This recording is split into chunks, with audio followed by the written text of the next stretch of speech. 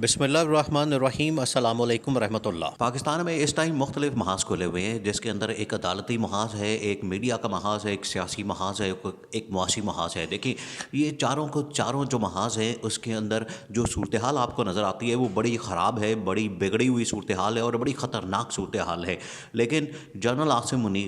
आसिम मुनीर को सबसे ज़्यादा किस बात की फ़िक्र है कि पाकिस्तान के जो दुश्मन हैं, पाकिस्तान के जो जितने एनिमीज़ है, उसके अंदर जो सबसे बड़ा दुश्मन है पाकिस्तान का वो है हिंदुस्तान। इस वजह से जनरल आसिम मुनीर ने एलओसी का दौरा करके वहाँ तो सबसे पहले पैगाम दे दिया और वहाँ बता दिया कि मोदी ख़बरदार रहना और इस तरफ मैली आंख से नहीं देखना। दूसरा ये कि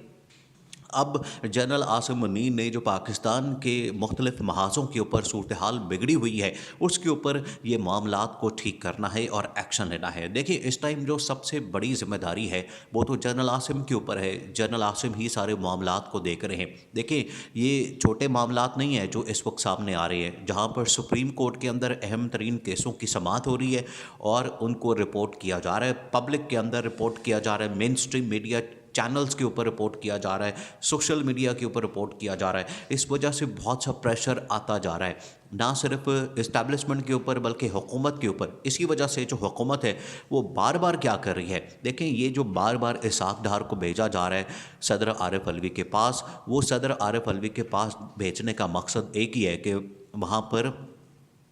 इसहाक डार यही पैगाम लेके जा रहे हैं कि इमरान खान को रोकें, इमरान खान को कहें कि असम्बलियाँ ना तोड़ें, असम्बलियों को ना तोड़ा जाए और हम कोई ना कोई बात करते हैं, हम कोई ना कोई रास्ता निकालते हैं। लेकिन रास्ता नहीं निकलना है, क्योंकि रास्ता निकालने में बड़ी देर लग जानी है, बड़ा टाइम लग जाना है। और अगर इसी तरह से चलता रहा मामला तो उसमें रुकावटें पैदा होती चली जानी है और मसले बिगड़ते जाने हैं और हालात आउट ऑफ कंट्रोल होते जाने हैं। इस वजह से ये जो जनरल आसिम मुनीर के ऊपर सबसे बड़ी जो जिम्मेदारी है वो यही है कि जनरल आसिम मुनीर ने अब नहीं छोड़ना, जनरल आसिम मुनीर ने अब नहीं बख्शना। जनरल आसिम मुनीर ने इस हुकूमत को या तो बरतरफ कर देना है, ख़त्म कर देना है, या इस हुकूमत को घर भेज देना है। फिर इस तरह से होगा कि या तो इत्तेहादी निकल जाएंगे और शहबाज शरीफ को इस्तीफ़ा देना पड़ेगा, और शहबाज शरीफ को आखिरकार इस्तीफ़ा देना पड़ेगा और असम्बलियों को रिजॉल्व करना पड़ेगा। क्योंकि अगर ये कुछ नहीं होता तो मुल्की हालात आप देखें, इंटरनेशनली भी और नेशनली भी सारे के सारे बिगड़ते चले जाने हैं। और इस टाइम पाकिस्तान बिल्कुल डिफ़ॉल्ट के ऊपर खड़ा है, एक झटका लगना है और उसके बाद डिफ़ॉल्ट हो जाना है पाकिस्तान, और पाकिस्तान 30 से 40 साल पीछे चला जाएगा। ये फिर संभाला नहीं जाएगा मुल्क, ये फिर मुल्क को कंट्रोल नहीं किया जा सकता। इसलिए बड़ा ज़रूरी हो गया है और इस्टेब्लिशमेंट के ऊपर सबसे बड़ी जिम्मेदारी होती है। इस्टेब्लिशमेंट सारा मुल्क देखती है। देखें, जनरल आसिम मुनीर ने आके जहाँ पर अहम तरीन दौरे किए, अहम तरीन अब फैसले करने का वक्त आ गया है और जनरल आसिम की तकरीर का इंतज़ार किया जा रहा है, जनरल आसिम की पहली स्पीच का इंतज़ार किया जा रहा है, जनरल आसिम के पहले खिताब का इंतज़ार किया जा रहा है। और वो हो सकता है वो या तो ख़ुद करें, बराह रास्त लाइव आएँ, या फिर ये हो सकता है कि जनरल आसिम मुनीर के जो स्पोक्स पर्सन हैं, जिसको DG-ISPR कहा जाता है, अब DG-ISPR नया आ गया, जनरल आसिम ने नया DG-ISPR रखा है,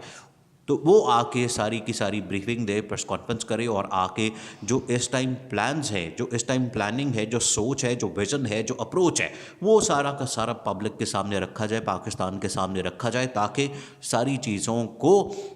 ब्लैक एंड वाइट किया जा सके और पब्लिक के सामने रखा जा सके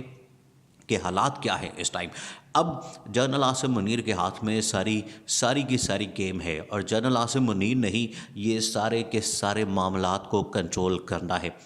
आप थोड़ा सा 1-2 साल पीछे जाएं, 1-2 साल, उसमें क्या क्या होता रहा, उसमें इस्टेब्लिशमेंट का रोल क्या रहा। देखिए, अब जनरल बाजवा मुख्तलिफ़ तरीक़ों से, मुख्तलिफ़ सोर्सेज से अपने जो बयानात है, अपने जो रिस्पॉन्स है, वो पब्लिक के सामने ला रहे हैं, पब्लिक को बता रहे हैं। उसमें एक सहाफ़ी के ज़रिए ये सारी की सारी बातें पब्लिक में ला रहे हैं। और ये जनरल बाजवा देखें, पिछले 2-3 सालों में जिस तरीके से इमरान खान ने कहा कि जनरल बाजवा ने मेरे साथ डबल गेम की और जनरल बाजवा ने मेरे साथ डबल गेम किया, उसकी वजह से मैं इस स्टेज पे पहुंचा कि मेरे लिए इतने मसले पैदा हुए। अब जनरल बाजवा ने उसका रिस्पॉन्स दिया है, जनरल बाजवा ने उसका रद्द अमल दिया है और रद्द अमल एक सहाफ़ी के ज़रिए दिया है और बताया है कि किस तरीके से ये सारे मामलात को ख़राब किया, कौन ख़राब करता रहा। और जनरल बाजवा ने कहा कि मेरा तो इसमें कोई कसूर नहीं, मैं तो इसमें रिस्पॉन्सिबल नहीं, सारे के सारे मामलात तो इमरान खान ख़राब करता रहा। तो एक के बाद एक इंकशाफात, एक के बाद एक कहानी, एक के बाद एक रिस्पॉन्स सामने आ रहा है।